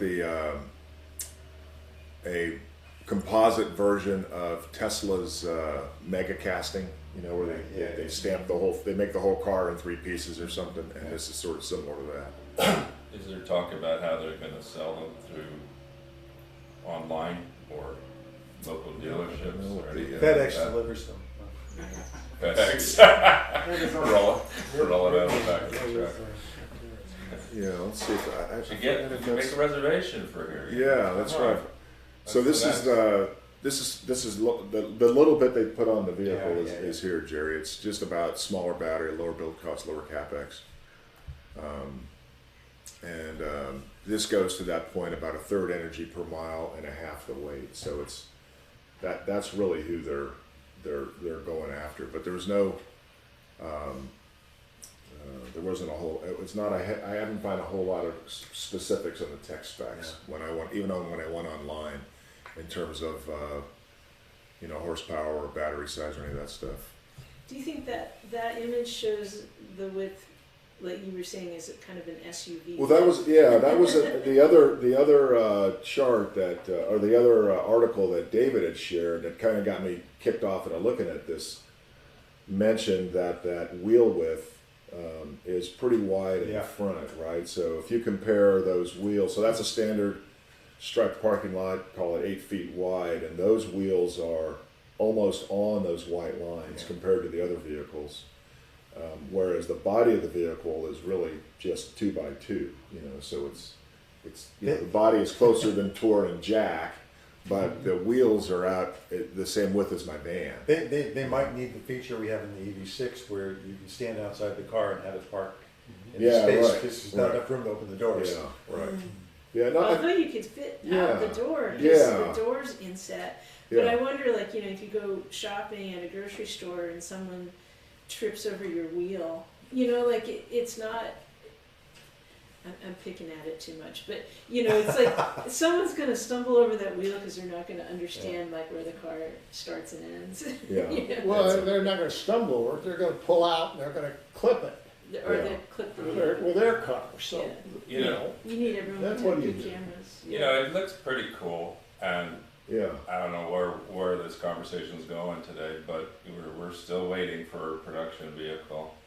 And I guess the thing that I always look at a brand new company is if they have set up some repair shops, because there will be a year or two of Right. debugging, like Marco was saying, like the Yeah, first year of a they- wave of, you know, you're gonna learn a lot. Yeah, so they talk about that, how they're gonna build Do that. that, yeah. That's in here. Can I jump in a second? Yeah. Their thing, just like Tesla was, Russ, I don't know, what's the term for owner, I don't know, owner repair type? build and repair. Everybody is very pro do it yourself at this Right to company. repair. This should be the part. But here's the thing. What they say they're going to do is you're going to be able to take this like the Thunderstruck, and if you have a problem, everything is it got a code on it, every part and everything. And supposedly, the way they're doing the testing now and everything, they're going to be able to tell. Unlike the EV6, maybe, I don't know, but they're going to be able to tell what part or what problem they have within a certain area, and they want to be able to ship you that part to Thunderstruck, and Thunderstruck can go ahead and replace the part. So this whole thing about having dealerships all over the place, I don't know, may or may not be an issue. I don't know. They really are trying to test this car. One of the reasons I think it's taken them so long, they don't want to put something out there that they're going to have problems with, like all these OEMs. I'm surprised at all the stories I've heard about OEMs over the last 3 or 4 years. I never had that. Well, I didn't. I did have some recalls on my Leaf, but I never had that problem with my Leaf. But again, it's the car is much simpler put together, and a lot of the things can be replaced by myself if you wanted to. But there's going to be backup from the corporate with diagrams, drawings, and everything else to tell Thunderstruck how to actually fix the car. Open source. Yeah, I think Marco laid out a really good case of the amount of debugging and troubleshooting and the debug troubleshooting flow diagrams, and if all that sort of integrated diagnostic and self-test, you know, John Q user is going to need to know how to do all that himself, right? And so the OEM, the dealers are having a tough time figuring that stuff out. And if the vehicle is super simple, then regular users should be able to figure it out, but you know, it seems like there's kind of a disconnect where I also see another big red flag with this approach. David, you mentioned, what if somebody let a loose bolt or an unfit connector? Whose liability is that? That's going to be a big deal. Isn't that is it a 400 volt system or an 800 volt system? Whatever. Actually, whatever. Those. That's the other thing that the dealers have a hard time with. They don't have people trained to deal with that, and people who've got little things like, oh, do you have a tattoo? Do you have red? Okay, you can't work on the vehicle. Yeah. Well, remember when we talked to Platinum Chevrolet, Scott said that their investment in the EV was somewhere. Was it $250,000 or $500,000 a year or something to get all the tooling and the training up and maintain that on an annual basis at the dealer level? More than anything, it costs $250,000 to run the power to the building. Well, that's true too. Yeah, the thing has an enormous amount of storage. Absolutely enormous amount of storage. They advertised that in the original model too. Yeah, so you guys have been tracking this? Is the vehicle itself? It changed a lot over the year. It looked just like this. They had the same push. The way they manufacture it, the way they build the bodies entirely different than the ones that I saw back in whenever in Palo Alto. And they had people test driving, but you had to be in the lottery system even to test drive in those days. I didn't win. But I did have a deposit. Yeah, it's pretty interesting. So it's a lot of storage. Wow. It's good for traction when you Yeah. load it up. You could put a sleeping bag in the back and You could sleep in it. Yeah, you Yeah. can camp it. Yeah, I saw there was a tent that you can get for this part between the hood or the trunk. Yes. And the beige. Yeah. That enshrouds the whole back end Ah. with it open. Mhm. I'm curious about stability and rollover capability with all that weight on the. They've done the what's that test where they do sharp turns, the Moose bolt test. test. What is it? Moose. They call it the moose test. The Well, moose test. Yes, yes. And they show video. They've been very open about what they've been doing, pretty much with people going to facilities. But they show videos of that thing. It doesn't. The reason those wheels in the front are so wide apart is, my understanding is stability, and also to limit any kind of potential for rollover. But boy, this thing, if you got to turn sharp enough to try to turn this thing, you're going to have to work at it. Every other four-wheel vehicle would flip doing what they're trying to do with it. Just my personal opinion, but from the videos I watched. So where is the battery pack? Is it behind the seat? Under the seats. Under the seats? So Is the motor built into the wheel now, or because they used to have a belt or whatever? No, it's a front drive motor system. They're not doing in wheels motors right now. All right. So it's a front drive system, not a rear wheel drive. Front drive. Well, there Oh, you go. front wheel. There you Front go. drive. Okay. Yeah, I guess I got that wrong. And two-wheel drive or one-wheel drive? Two wheels, both front wheels. Yeah. Okay. Interesting.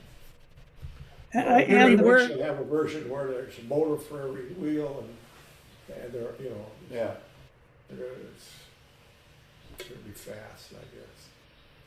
So as I understand it, the launch edition, this is maybe old now, but the launch edition had the 400-mile range, the 250, 700 or 750 and 1,000-mile ranges would be after the first, whatever, 1,000, however many vehicles get shipped, 4,000, 6,000. But the other options like all-wheel drive, that I originally put a reservation in for small battery all-wheel drive. I wanted something quick, and then they said, well, if you want to get it on the launch edition, it has to be front-wheel drive, 400-mile battery. Got it. They just wanted to simplify, take out all the options, get to a car they could build that would hit most of the marks. I don't think they mentioned those longer ranges in this. They talk about. Well, we'll get to it. It's Well, they interesting. probably don't, but like, it's been a while since they took all that stuff out of the options. But Initially, they were going to have in-wheel motors and everything. Yeah. And it was really sounded neat, but they said the in-wheel motors weren't ready yet. In-wheel motors don't need a differential. Yeah. Right? So no motor, so no oil change. No oil change. Just need to have the right logic. Yeah, it's pretty cool. All right, let's see what this one is. 400 miles, little need to charge for most daily driving in sunny locations. Performance. And then, I think this one talks about a barrier to entry, right? That to others that you can't duplicate it, so it's pretty good. Then they do talk about the future. Yeah, they were talking about 4-passenger too, weren't they? I think that's in here. I think this one here is that someone had mentioned that this might have been a prototype of bubble right there with solar panels on the roof. On the center one is a trailer. Second one. Yeah, the second one. Yes. And then they talked about this 3D curved glass solar. So I think they're trying to, from an investor perspective, trying to say that, once we get this thing going, that there's other places that you could, there's adjacencies for this technology. Yeah.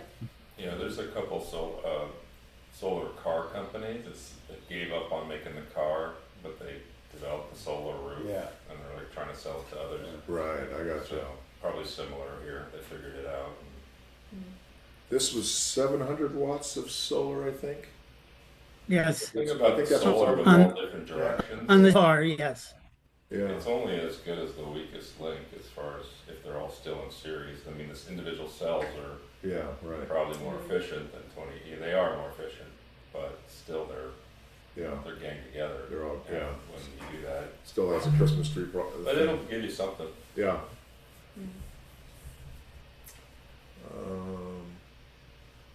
I didn't understand when I read this slide. I didn't understand what they were trying to say, except to take advantage of all those other 5 core IP things from the prior slide, that they could go after adjacencies into commercial applications. I don't know what those would be. Maybe airplanes or something, Jerry, or I don't know. Delivery vehicles, you Is know, there we're actually- too lazy to go to the Yeah. store anymore. Yeah, So right. Or outdoor robotic applications. Now, I don't know about airplane, I always wondered, you know, the kind of airplane that Bernie would fly instead of me, and why we were using the jet engines to get out to the runway instead of electric motors, but I looked someplace else and they said it had been tried and it turned out it wasn't that efficient. It was more efficient to use the jet engines to get out to the runway than it was to use an electric wheel. Are they talking about here the solar part of it?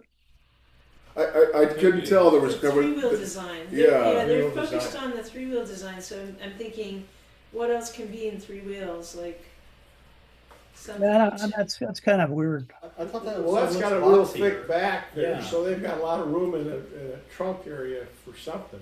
yeah.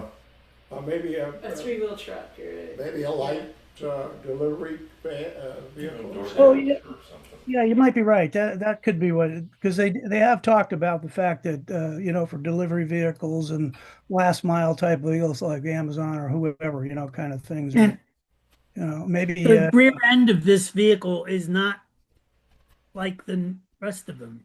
That space is huge compared to the one that they're marketing. Yeah. It's It's an imagined. This is It's an like a imagined Cyber pickup truck. truck, basically, Yeah, it's a right? Cybertruck kind of style. Oh, I see. I got you. Maybe. Yeah. The other ones are very thin in the back, is what you. Yes. Yeah, right. So this is basically a pickup truck. I I got needed a you. quarter view of this. Yeah, right. They did talk about how they need 45 to 50 million for validation vehicle builds. Those are the 10 or so they have now, right, David? And then Yes. first customer deliveries this year, next year. they're The saying end of this year, they're saying.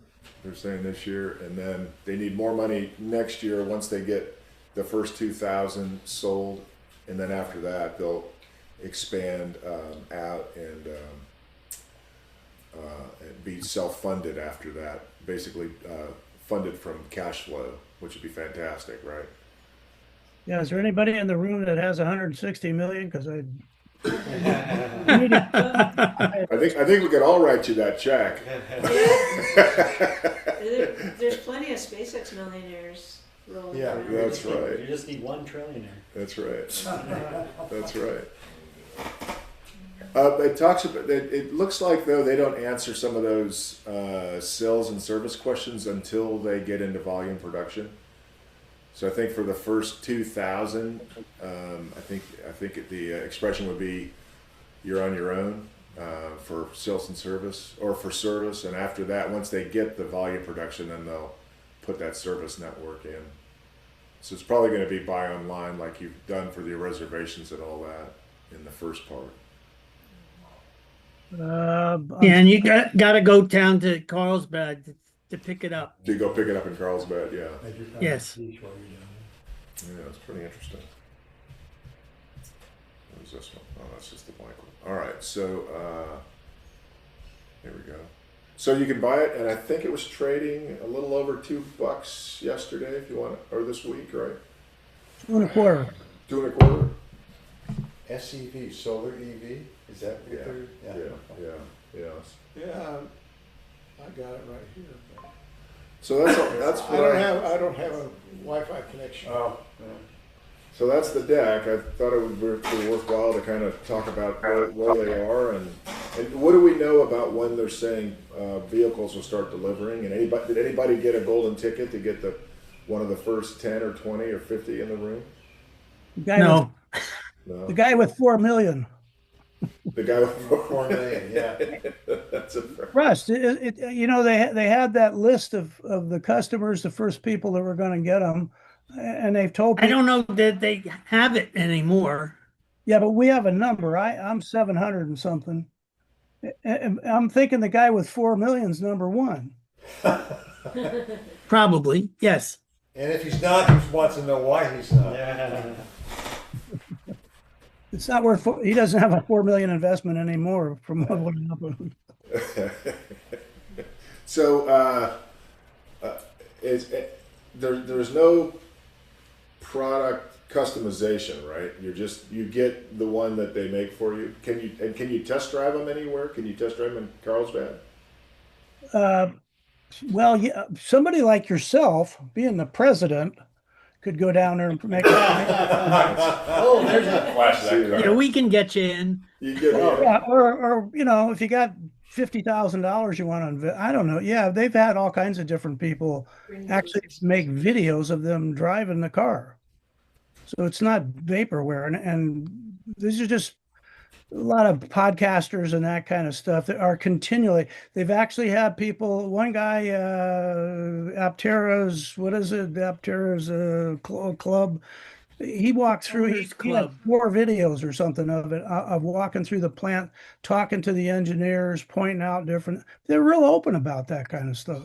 Mm-hmm. Well, they've done some road shows where they go around the country. Yes. Maybe. Yeah, they were in San California, Francisco 2 years ago. And then they let people drive it, or at least ride in it. I don't know. I'm telling you, the original model, we were all lined up to ride it, and they're handing out tickets. I never got a ticket. Well, yeah, after a certain number, they got.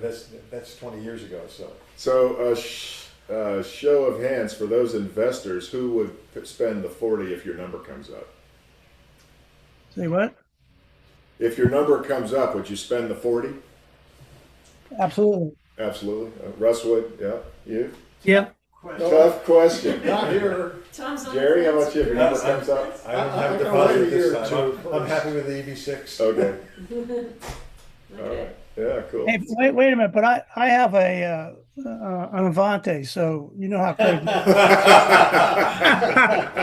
He's gonna wait till You're gonna- I get a used Aptera. You'll finally scrap the That's economy right. when you- That's right. You'll buy it and fit in 50 years. Okay. That's all we had. Okay. Yeah. All right. So I think we'll have a baseline of what Aptera is. Is there a question? My question, it's new. Do you Yeah. have a comment for something else? Sure.